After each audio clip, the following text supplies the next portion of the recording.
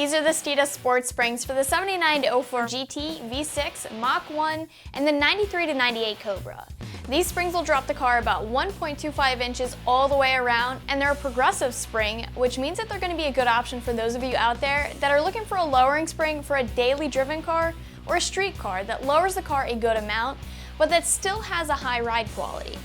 The Steeda Sport Springs offer a drop that is on the larger side, second to only a few springs that offer a 1.5 inch drop.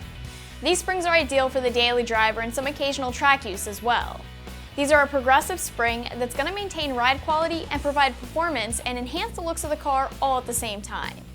The install is an easy one. It's a 2 out of 3 wrenches in the difficulty meter and should take you a few hours to get done. These springs offer a drop of just over 1 inch in the front and in the rear. Steeda calls it a 1 1/4 inch drop or a 1 to a 1 1/4 inch drop depending on your model. I'd say that in this case, a 1 inch drop is pretty standard for this gen, just to put things into perspective. Overall, when you look at the benefits of a lowering spring, you can assume that a lowering spring is going to lower the center of gravity of the car to give you some handling improvements, like reducing squat and body roll in corners and eliminating nosedive under hard braking.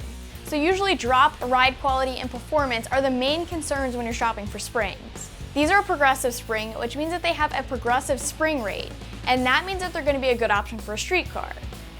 They don't have a harsh ride quality, but they will firm up as you start pushing the car, which works to give you the best of both worlds, between comfortable and functional. Steeda does offer a linear spring as well if you don't want a progressive spring.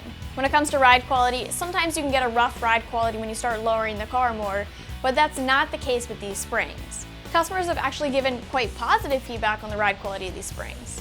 And these are going to be compatible with both the factory and aftermarket wheel and tire setups, which is another nice feature of not having to fully dump the car to improve the looks. It's a plus side of the Mustang. They look good and respond well to a little bit of lowering, so you can create a functional low, meaning it's low enough to look good but not low enough to cause issues, either on the tire or under the car. It's going to leave you with a very streetable car still. I do want to say that a lot of times when you're shopping for lowering springs, you're also shopping for things like adjustable caster camber plates and a new set of both shocks and struts. In this case, I would say that caster camber plates are not required because you aren't lowering the car more than 1.5 inches.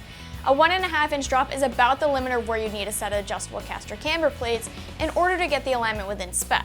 But if you end up getting that full 1 1/4 inch drop, it is going to be close, so a set of caster camber plates wouldn't be a bad idea at all. At the end of the day, it never hurts to have caster camber plates. So if you've got the extra cash, I'd say go ahead.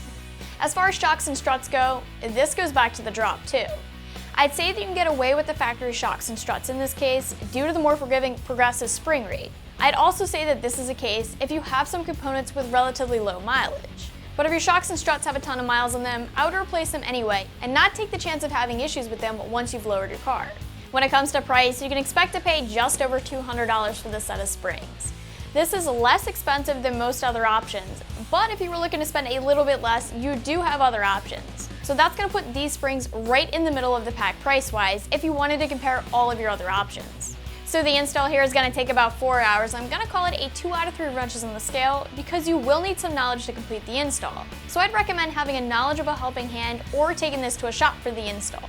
And guys, keep in mind that it's always a good idea to get an alignment after the install anyway.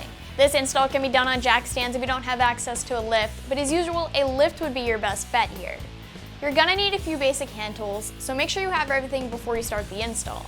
The install might change slightly depending on what year range you're installing on, but it's generally gonna stay the same. You're gonna need to get down to the spring and strut assemblies, so everything like the wheels, the brakes, and the ABS lines will need to be moved out of the way so you can pull the assemblies out of the car. You have to break down everything like your calipers and rotors and get your old shock and strut and spring setup out. Luckily, since this kit is a direct replacement, it makes the install easier. Your springs and strut install separately, so you're looking at needing to slide the front struts into place and getting the top hat nuts back on, as well as getting the springs seated and in place. The rear is a little bit different, but you're still looking at needing to remove your factory components. After the springs are installed, the shocks can be installed, and those go in the same way that the factory ones came out. And that's pretty much it. That's going to wrap things up for the Steeda Sport Springs for the 79 to 04 GT, V6, Mach 1, and the 93 to 98 Cobra. But as always, you can check them out more online right here at AmericanMuscle.com.